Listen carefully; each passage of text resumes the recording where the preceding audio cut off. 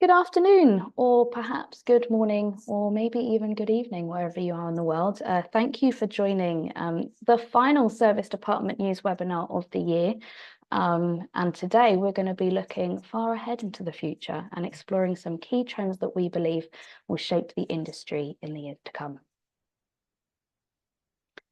My name's Eloise Hanson. I'm the editor of Service Department News. If you're unfamiliar with the brand, shame on you. However, we are a trade publication. We cover the global service department, apart hotel and extended stay industry. I'm joined today by my colleague, George Sell. We're going to be co-hosting today's webinar. I'll hand over to George so he can introduce himself. So welcome, George. Thanks, Ella. Yeah, my name's George Sell. I'm editor-in-chief here at IHM. I also edit our Urban Living News brand, and I was the original editor of Service Department News back in 2013 when we launched it, which seems a long time ago now. Well, great to have you on board, George. A quick overview of how, ignore me, our episode sponsor today is Mews, a cloud-based hospitality management system. We do have Sabah on the call today. We're going to be hearing from her very shortly. She's going to be taking us through one of our key trends. So you'll hear more about Mews from Sabah in a moment. But for now, further details about the company have been popped into the chat if you would like to learn more. So how today's webinar is going to run is a little different from normal. We've got 4 key trends that we would like to explore today, and we're going to spend around 10 minutes deep diving into each, which will involve a Q&A with 4 industry experts on those specific trends. If you do have any questions, I suggest that you're quite quick and sharp with those because we're going to be speeding through a lot of content today. Do submit any questions that you have using the Q&A functions at the bottom of your screens. And a reminder, this webinar is being recorded. Everybody that has registered will receive a copy of that recording in about 2 days' time. So here is our panel of experts, a fantastic lineup for you today. As I mentioned, I'll ask each of them to introduce themselves actually when we get round to their specific trends. But we've got a lot to get through. So let's kick off with our first trend. We're going to be opening with Sabah. Welcome to the webinar, Sabah. Why don't you briefly introduce yourself and Mews? Yeah, of course. Thank you so much, Eloise. So just a brief introduction on myself. I'm a solutions architect with Mews. I've been with Mews for almost 3 years now. This December, it'll be exactly 3 years. I have a background in hospitality, so I studied hospitality management. And then I shortly began with Mews in customer support, where I learned how to use the system. I understood where the system is in the world of hospitality, and really began my hospitality tech journey, let's say, with Mews. And I've grown and moved on from one role to the next until I reached here in the solutions architect team, and I've been with them for the last year. And continuing that learning journey. It's a very complicated industry with a lot of needs, with a lot of evolving trends, as we're about to see. And that's something that I'm really interested in, something that I really love learning about. So that's a little bit about me. Well, wonderful to have you here today, Sabah. And why I wanted to get you involved is that we're seeing how much the industry has changed over the past few years, and that knock-on effect that it's having on property management systems, particularly around the flex living space, is fascinating. Let's take a step back for a moment, because what I'd like to explore first is how are the extended stay guest preferences evolving? So what are you seeing in terms of key shifts around booking behaviors, and particularly the length of stay? Great question, honestly. And there is so much to talk about in this space, because extended stays are no longer, at least in my opinion, a siloed demand or a siloed business. There is no one guest or guest type, right, who actually only wants extended stays. And I think that is something that we are seeing in this area, the desire for flexibility, comfort, a seamless experience that involves this hybrid possibility essentially. So I know that Charlie was on our on this same call earlier this year. He's my manager actually, and I remember him talking about the blurring of lines between short stays and long stays, and that actually goes hand in hand with how that extended guest stay preference is evolving and directly affects those booking behaviors and length of stays. So we see extended guest stays as being a demand for many types of guests. So you've got corporate guests who are blending business and leisure stays. You've got people who need relocation accommodation, going, between housing. You've got digital nomads that are able to work from anywhere. I myself am one in a sense, right? So our company, for example, is remote first, and that gives us flexibility to really work from anywhere for extended periods of time. And so having that flexibility in mixing the purposes of stay, looking for amenities that I can actually use while I'm there. I don't necessarily want to be in a hotel when I'm staying 2 months somewhere. I want to be able to cook myself. I want to be able to really, yeah, book local experiences through the accommodation I'm staying at. Maybe socialize with some of my fellow guests in the hotel, having that community space. So we're really seeing that the demand for a blended experience, an all-inclusive experience, somewhere we can really enjoy the 24 hours that we are there. I say we because I'm also part of this demand. I'm also part of the supply in a way. So I kind of see it from both sides, right? So yeah, there's these basically demand points, and that's what guests are looking at today when they're booking places.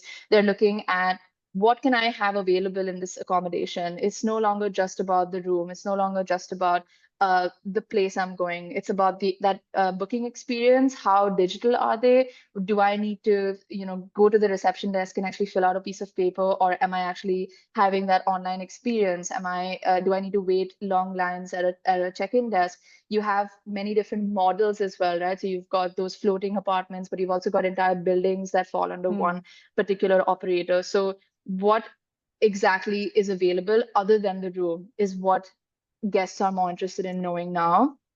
And that has affected what they're looking for.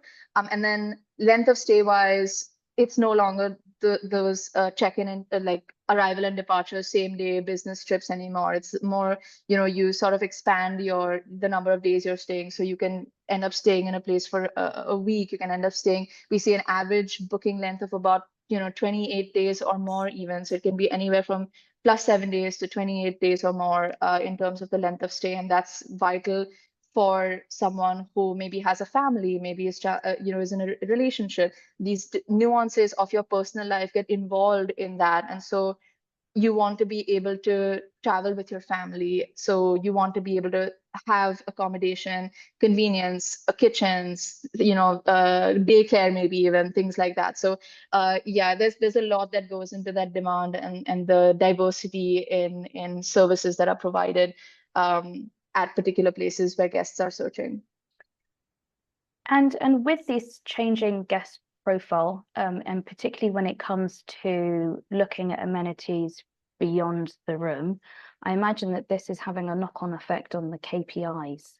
So how are these new guest behaviors reshaping KPIs, and what are these insights that we should be monitoring? Right. Again, a wonderful question, because this talks about the guest, right? We're talking about what the guest wants. We're talking about what the guest can be offered. And so I think what it comes down to is operators should be paying attention to total guest spend, first of all. So obviously, depending on the kind of operator you are, do you have those other streams of revenue? Are you offering guests other options when they're coming to stay with you, right? So I think looking at the total guest spend, also looking at total revenue per available room. These are two really key KPIs in, first of all, driving guest, I don't want to say loyalty exactly because it's not the correct word for this segment, but essentially, inciting interest, let's call it that, right? So guests that want to keep coming back because they enjoy the services that you provide other than the room. So analyzing that, personalizing that that experience for that guest. So total guest spend, analyzing that, how much is a guest spending at your property across the property, that comes into total revenue per available room, right? So how much is one particular room for an extended period of time actually getting you when you have a guest who stays for, let's say, 2 to 3 months as opposed to 2 to 3 nights. And that's as opposed to occupancy percentage. So in regular hotels, you usually look at ADR, you look at occupancy percentage, and you look at RevPAR, right? Those are the typical, let's say, top 3 KPIs. But I would say when you're looking at extended stays, it goes a little bit beyond that because you have a guest for a much longer period of time, as opposed to just simply trying to fill up your property.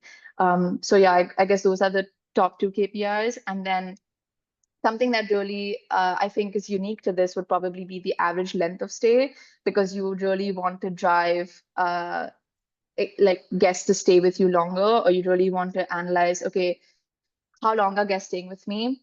And from that, it also comes to how last minute are they booking with me, or how much in advance they're booking with me. So booking lead time. There's so many KPIs. I can really talk about this forever, but I guess these would probably be my top 4. Yeah. Total guest spend, total RevPAR, average length of stay, and booking lead time. I know last year when I hosted this webinar, for context, we host a trends webinar every year, sort of mapping the year ahead. And I was quite keen to talk about the growth of lifestyle apart hotels, which a new breed, perhaps, coming forward, no longer so attractive to the corporate, still attractive to the corporate traveler, but it's targeting the leisure guest. And you could argue that we are seeing more serviced apartments and apart hotels used for that transient stay, and how that is going to shape the length of stay. I mean, could we start moving to a shorter length of stay? And again, how that's going to impact property management systems that have perhaps either been built to cater to the extended stay market or vice versa. And with that in mind, I have a final question for you, Sabah. What are these trends? What impact are these trends having on property management systems when you're looking at the tech that's now required to support operators that are perhaps on this flexible, hybrid, blurring lengths of stay? That's a great question and a great opinion, and one that I honestly agree with, which is it's not just corporate guests that are demanding this hybrid stay. You also have students, you also have families. We have a customer of ours that provides an educational hub. And I'm going to answer your question in just a second, but I just wanted to speak a moment on what you said before about not just corporate guests being involved in this conversation. So yeah, when we talk about those different types of guests, right? There are different guest journeys. There's different things involved in what each of these different guests need and want. We talked about a community hub, for example. So if I have a family and I'm going to stay at this customer that I was referring to, I can, if I had kids, I could take my kids and I could put them into class for 3 months or 4 months over there while I continue my work. So I'm essentially living in another city, in another country with my family while I'm working, while they're getting their education. So this is an entirely different opening, right? There's a community hub involved there. There's an educational hub that's involved there, teachers, fees, like educational fees, etc. So in answering your question, I see the PMS systems shifting from simply being room management, because historically that's what they were built for, right? Property management systems. So I see that shifting from just room management to actually a guest experience management. Mews and this is where you learn a little bit about Mews, is centered around that guest experience. We build everything to make the life of the operator easier so that the guest gets the maximum experience, that the most remarkable experience that they can get essentially from their stay with the operator, which makes them want to come back. So we from in this industry, the property management system industry, right? The hotel tech industry or the hospitality space tech industry, whatever you would call it, we need to shift from that room management mindset to a guest management mindset, because each of these guests, and whether you're in the long stay sector or whether you're in the short stay sector, or whether you provide that blended experience, whether you're a hotel, whether you're a service department, it doesn't matter, because at the end of the day, it's about the guest, and it's about what the guest gets from you and whether they will come back to you because they're happy with you or not. So each guest's experience is different. There is a big difference between simply providing accommodation, whereas as opposed to providing that entire experience hospitality wise. So yeah, I would say PMSs in the future will have to focus on providing that flexibility in guest experience. So, expanding the digital journey that the guest has, and being able to modify that guest journey depending on the kind of accommodation that you're providing. So long, short, luxury, student, hostel, et cetera, et cetera. So catering to all different kinds of businesses and different kinds of guests, providing personalization, so implementing, AI, for example, for personal recommendations, and things like that, for automating processes for the staff so that they can engage with the guest actually, or automating processes for the guest so that the guest doesn't have to actually engage and they can just go through life by moving from one place to the next, right? So yeah, really flexibility, comfort for the staff and for the guest, and expanding the integrations that they work with so that the operator can actually implement that holistic ecosystem for themselves to properly drive revenue in not just their rooms, but also, food and beverage, co-working spaces, optimizing revenue across their properties essentially. And I know that this might not apply to every kind of service department a business, but this is really applicable to those that actually have the possibility of expanding their revenue streams. So a PMS is there to manage that property, but there are experts out there who manage other types of businesses, right? Like you've got POSs, you've got guest portals, you've got these different platforms that we should all be able to connect to so that we can provide flexibility to the operator in arranging the guest their operations, and then also the guest journey to their own liking. So yeah, ultimately it's all about flexibility, automation, and the words we like to use in Mews the most, which is user disengagement, because the better the guest experience, the more value they have, and the more they'll come back to you. So that's sort of how I would end that. Thank you, Sabah. And you've touched on a few topics there that I believe might be explored in our next trend. So thank you very much. And at this point, I'm going to hand over to George to take the next Q&A. So George, over to you. Thank you, Ella. Yeah, now we are going to talk about space optimization. And Paul, would you like to introduce yourself briefly, and then we'll get stuck into the chat. Afternoon, everyone. Hi, George. Yeah, my name's Paul Wells. I'm a partner at Studio Moren. We're an architectural and interior design practice that specialise in hospitality-led projects, which these days range from service apartments, of course, through hotels, also into PBSA and BTR, as hotelification of these sort of sectors is crossing the brands. But yeah, so that's where we stand. Yeah, absolutely. Thanks, Paul. Yeah, good to see you. And as you mentioned there, this topic of space optimization is a theme which is going across all the different forms of operational real estate. So making the most of every square meter, multifunctional spaces, and so on. And all the asset classes you have mentioned are looking at this. But if we focus down specifically on extended stay, how is the product evolving in terms of floor plans, amenities, room design, and so on? How are we getting better and more efficient at optimizing the available space? Yeah, it was interesting listening to what Sabah was saying there, actually, about the sort of nomadic travel and the way that we work these days, and how we're having longer stay clientele coming in.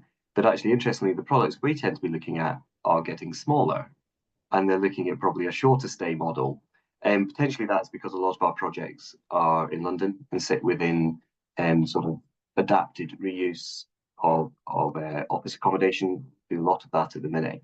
But certainly rooms seem to be getting smaller, which means they have to be more carefully designed to sort of optimize exactly what's in those rooms and how that works. So if we start with the rooms, I think what we're seeing is a move away from full kitchens towards very much a light touch kitchen, if indeed there's a kitchen at all. In a couple of our service department buildings, there are some smaller rooms where they've decided just not to put kitchens in. And really what they're seeing is that the majority of people that stay in these buildings, they don't actually cook because they don't have all their spices and herbs and all the extras that you need that go around your cooking. But what is nice is you're able to order in very comfortably, which you might not feel so comfortably doing in a hotel situation. I don't know many people that would want to nip downstairs in a hotel and get a pizza delivered. So I think that it's interesting that we talk about longer stay models, but actually a lot of people that stay in the longer stay models do so for the convenience of having their own space and their own sort of agenda within that environment, but not actually cooking and not doing all the things that you might do in your own home. So we've seen kitchens go smaller. We're seeing front of house spaces get bigger. Interestingly, I think a few years ago, there was a lot of talk about service departments not really having a front of house space, but we're seeing a shift towards actually shared communal spaces, which actually Sabah mentioned as well.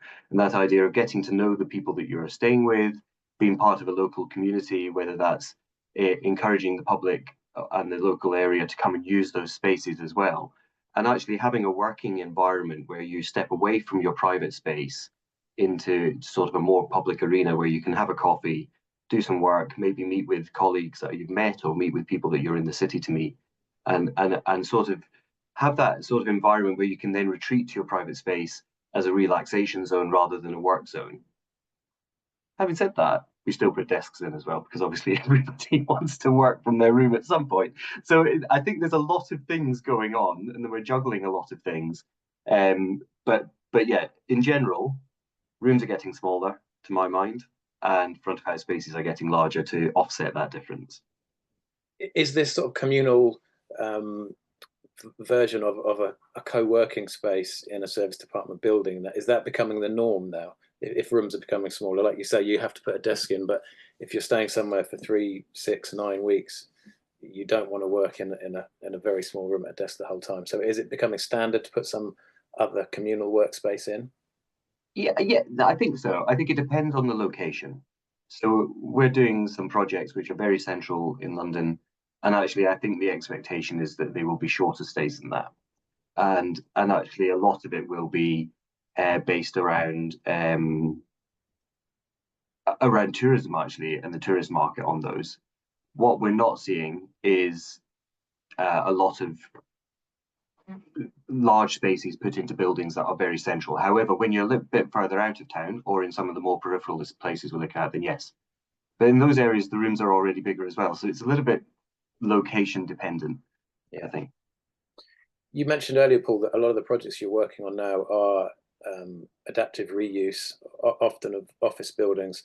What are the specific challenges and opportunities that these projects present to you as an architect and also to developers and operators?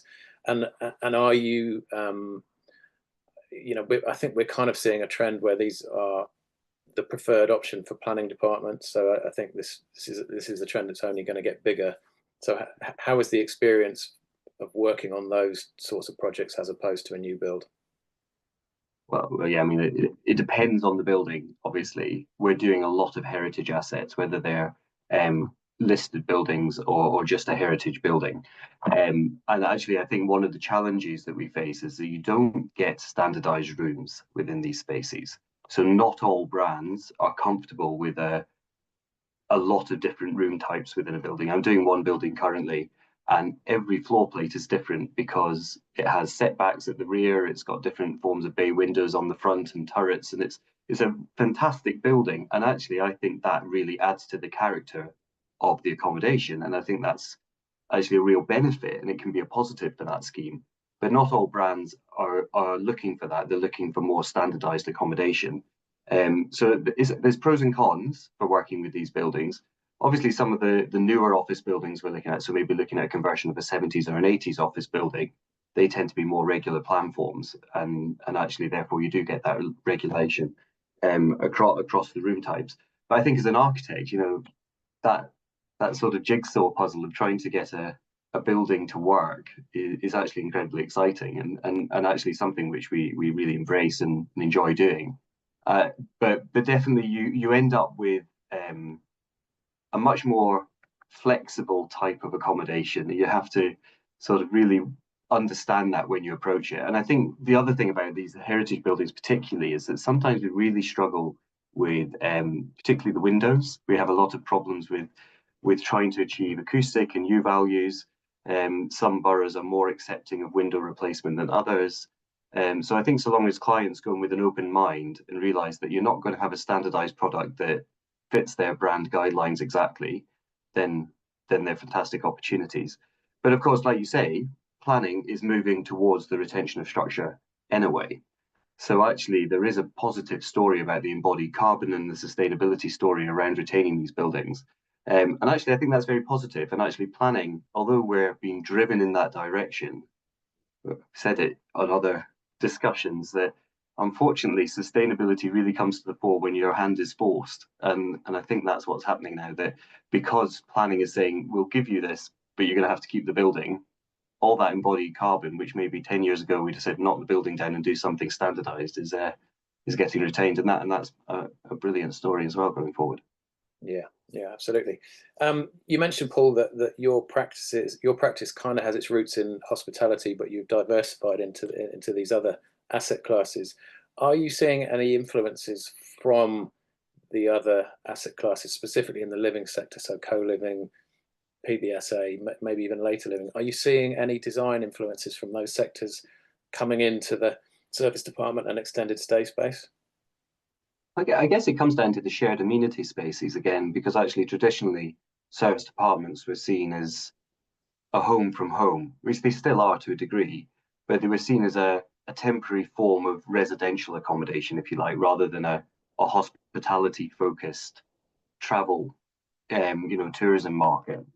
And actually, because of the way that the service department market has emerged and evolved over the last few years, and now feeding in things like co-living particularly, which has a lot of shared amenity because the very nature of co-living is that community environment, I think that is affecting it, because now we're seeing that rise of shared space coming into service departments, and the lines are definitely blurring between co-living and service departments. In fact, in many of our cases, the schemes are very, very similar, slightly more front of house in co-living and a longer stay model, so a different planning journey.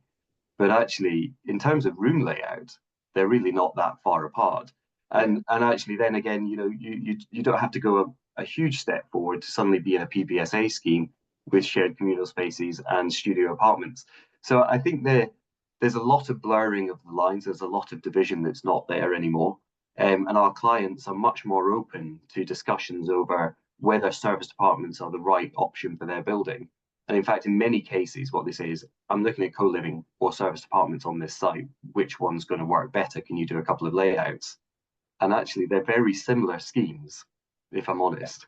I've actually seen some co-living units recently, and they have reminded me of some of the kind of shorter stay focused branded apart hotels that I've seen. And actually, the Arc scheme up in Wembley was built and specified and kitted out and intended to be a Citadines, and then at the last minute it was rebadged to co-living, and they did have to make some changes, but essentially it was pretty much all there ready to go as co-living. It's interesting how close they are these days. But I think that blurring of all the sort of urban living models is really critical to how we are emerging, particularly post-COVID, in the flexible working that Sabah touched on as well. In the past, we didn't need to work from our rooms as much because you couldn't. You went to an office, that's why you were there. But all that nomadic travel and that working from home and that community-led activity is changing the face quite a lot of both co-living and service apartments. and to a degree hotels as well, actually. Yeah, absolutely. Thank you, Paul. Good to see you. Some fascinating insights as ever. Ella, I'm going to hand back to you now for our next trend. Thank you, George, and thanks, Paul. I'd like to welcome Mimi to the webinar. We're going to be talking about corporate direct and instant bookings. Before we dive in, Mimi, I'll let you introduce yourself. So hello and welcome. Hello, thank you. I appreciate you having me today. And it's a pleasure to be here. And just a little intro about me. So I'm the CEO of WaterWalk. We are a hybrid extended stay hotel concept in the US. We have both furnished and unfurnished offerings. We have 11 hotels across the US and growing quickly. We recently completed a partnership with Wyndham, so we're now associated with the Wyndham brand. And the company was founded by my grandfather about 10 years ago. So I've been with the company for about 9 of those 10 years. And this is our 5th national hotel brand in the extended stay space. But being, first of was Residence Inn back in the 1980s, which is sold to Marriott, and then a couple others along the way, and now with WaterWalk being the 5th. So we're excited about this hybrid concept, as we call it, and really kind of being the I'd say the leading charge of the service department industry in the US. Obviously, that's been a very, big trend in asset class in Europe and Asia, but I'd say the US is a little bit behind. So we're really trying to catch up here. And as a hybrid model, I understand you have a live concept and a stay concept to cater to various different lengths of stay. We've talked about that today and the changing guest profiles. We've also talked about how these changing guest profiles are shaping the product itself.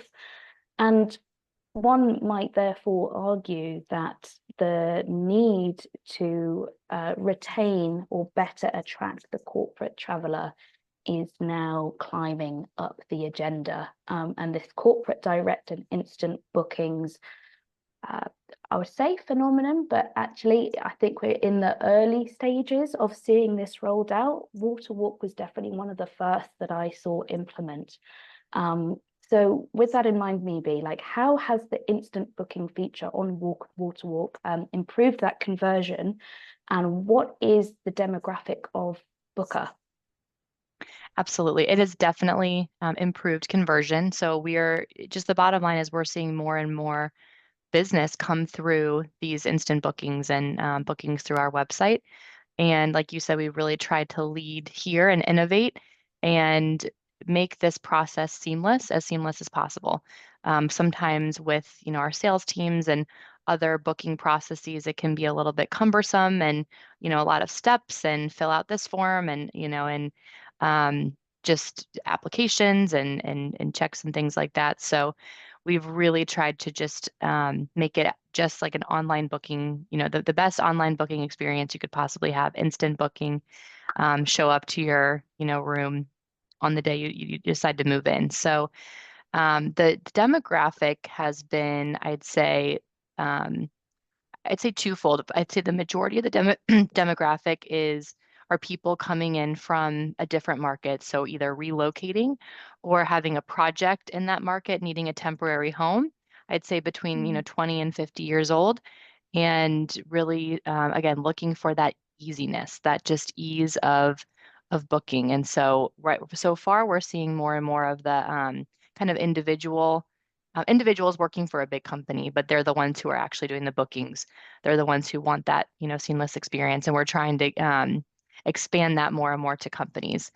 And then occasionally we are seeing some of the demographic be people living in our markets who need a temporary home, whether it's due to a move or a fire, a fire at their home, something going on in their life where they need a 6-month, 9-month, temporary home, and going online and saying, this is a perfect option. I can book right here and, move in tomorrow if I have to.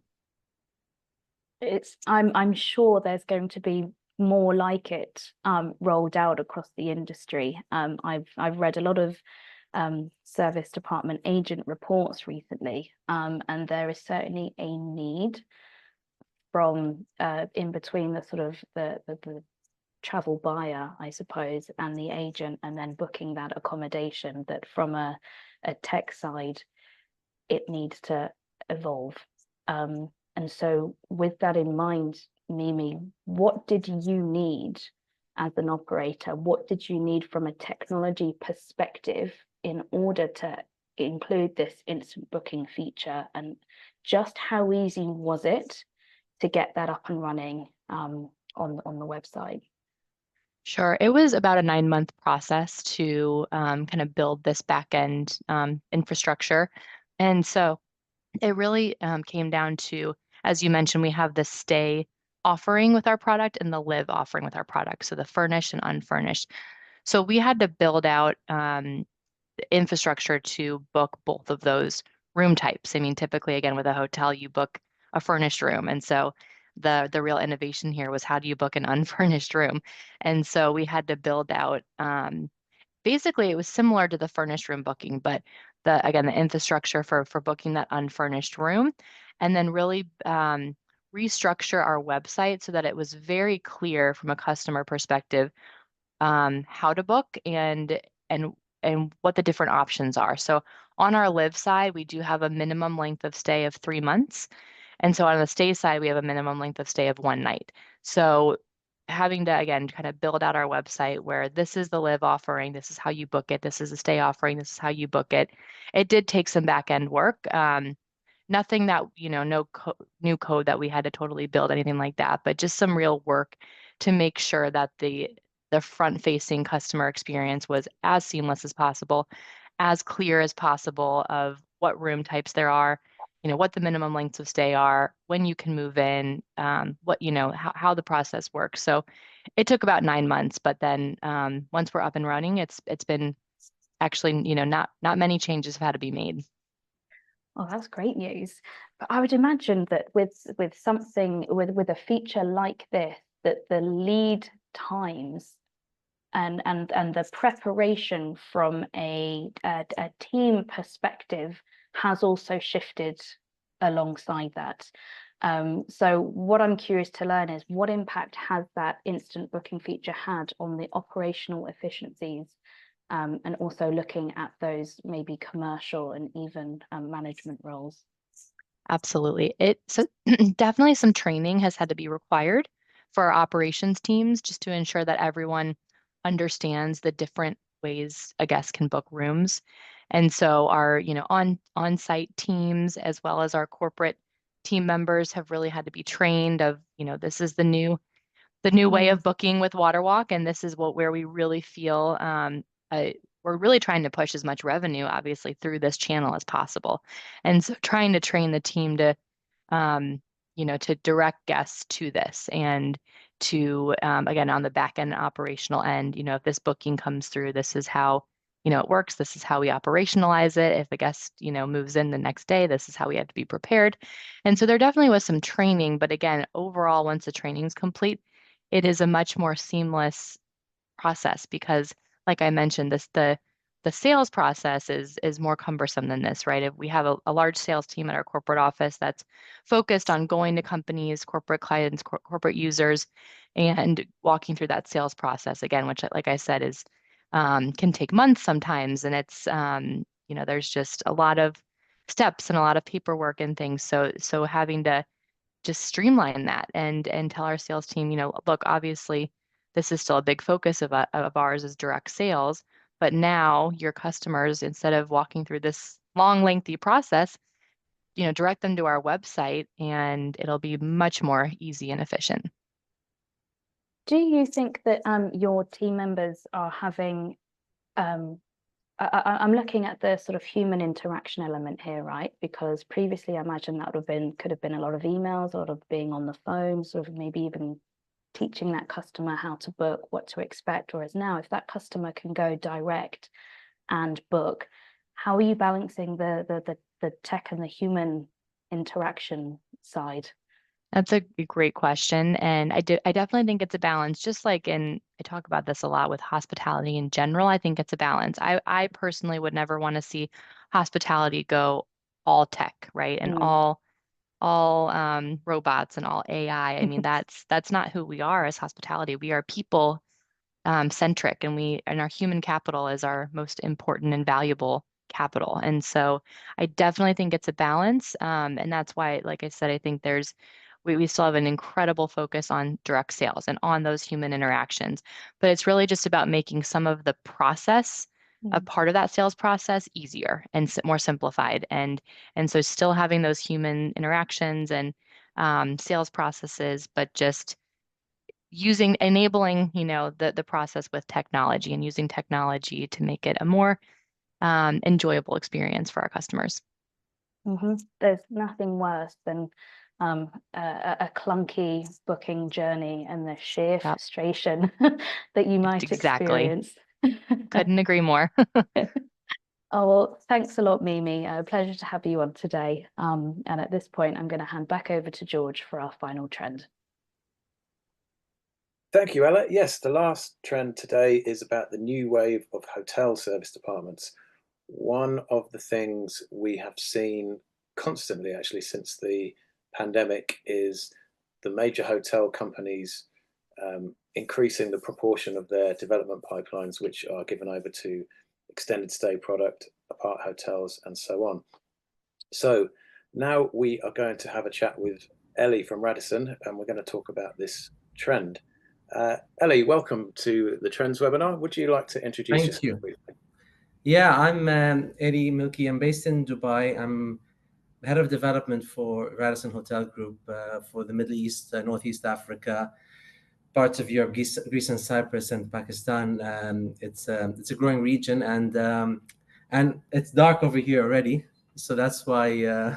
So it's the evening. So yes, I've been with the company for 15 years, and I've led the service apartments proposition for the company globally. All right. So yeah, as I mentioned, one of the things that happened as a result of the pandemic was hotel groups have been increasing the proportion of their inventory which is given over to service departments.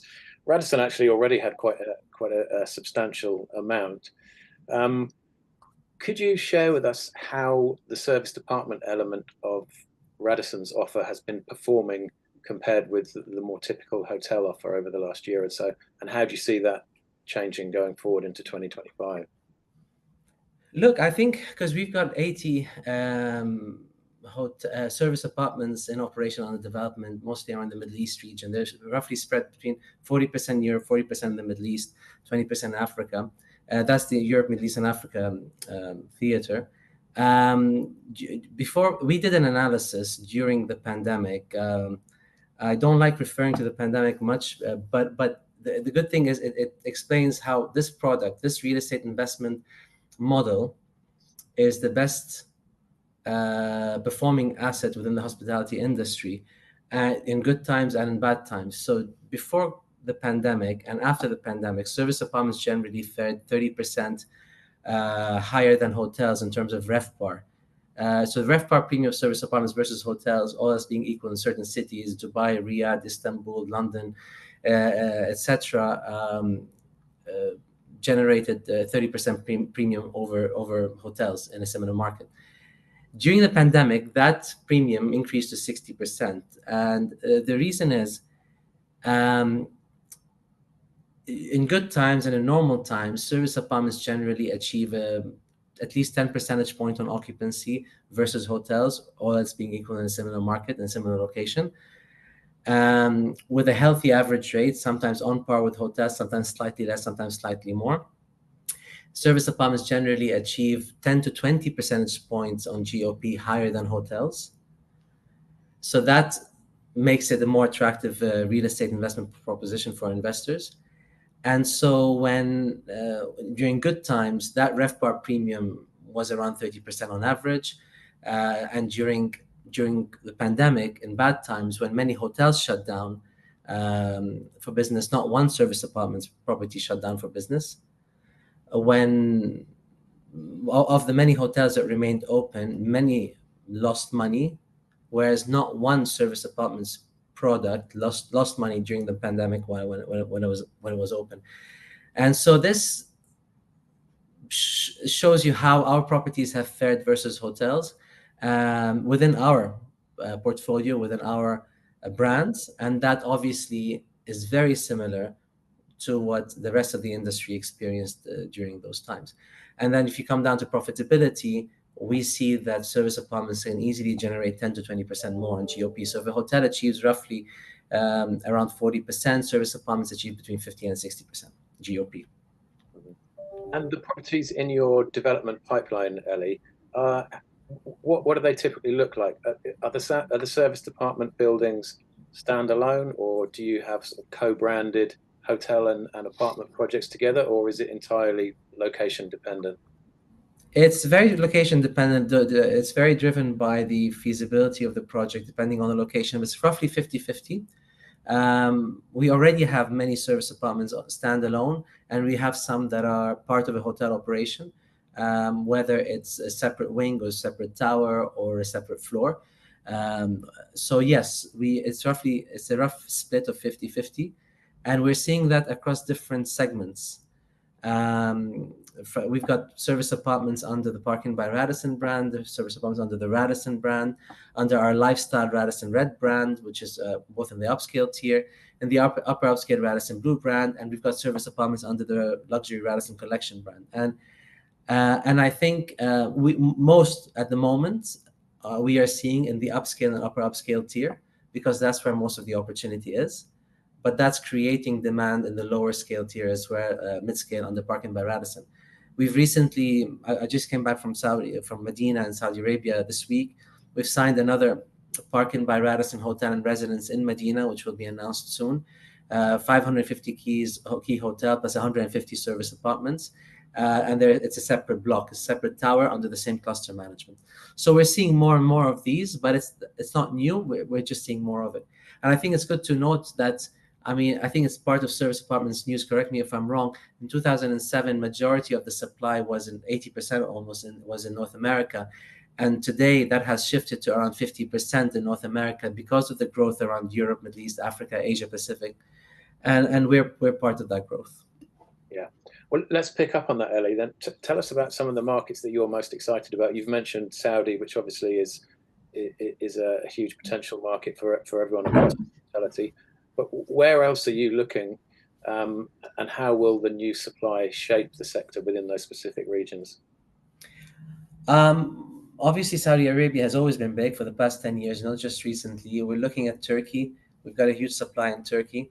We've got some opportunities in Georgia and Cyprus and Greece. Dubai is always big. I think the UAE, there's a lot of, I think brand penetration service apartments remains very low.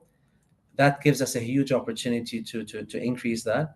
I think what's driving some of the change in Dubai, for instance, in Dubai, Riyadh, and some of these cities, is that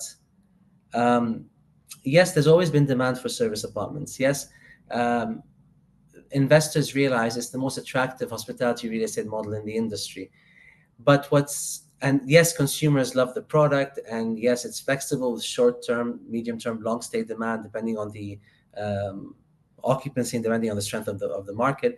But it's also driven recently by an increase in branded residential projects. So branded residential real estate is a different model. It's about selling branded residential units to investors.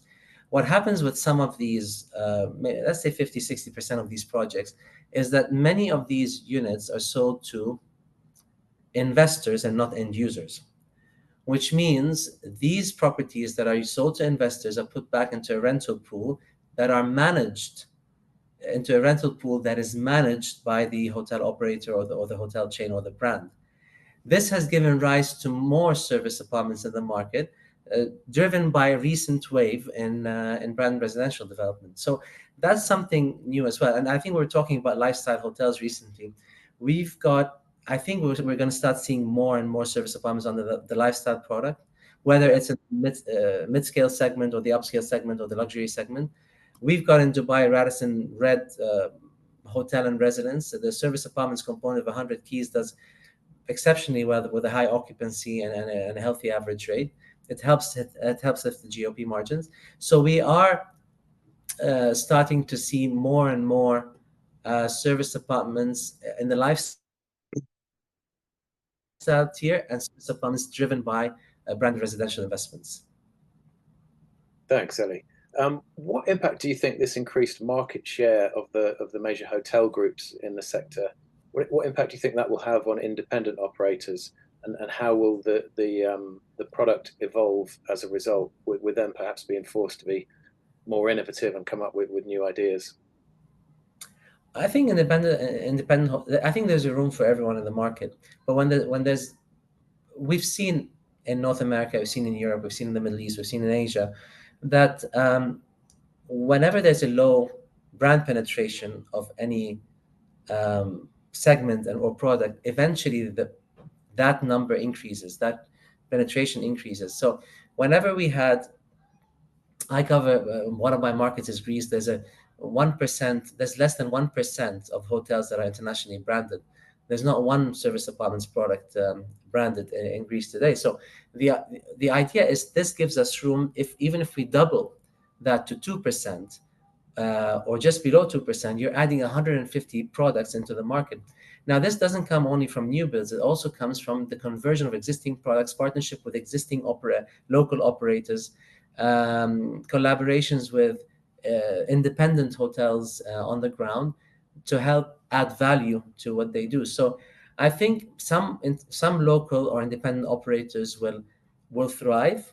Others will see an opportunity to partner with international hotel groups, and I'm speaking to many of them as we speak. I think it's a natural trend. I think whoever resists that change will drop from the market and will lose market share. So I think we've seen that under different segments in the hospitality industry across different regions, and we expect to see it within the service apartment sector in the coming years. Great stuff. Thank you, Elie. And with that, I will hand back to you, Eloise. Thank you, George. I'll take this opportunity to thank all our speakers today. That's Elie, Paul, Mimi, and Sabah for their insights. On the topic of hotel diversification and looking at serviced apartments and branded residences, take a look at what we've got coming up in 2025. We've got our whole new webinar series, and on March the 27th, we're actually going to be talking about that very topic. So very apt there. But for the first episode back on January the 30th, we are going to be exploring PMS evolution. The link to register has been popped into the chat. We would absolutely love to see you there.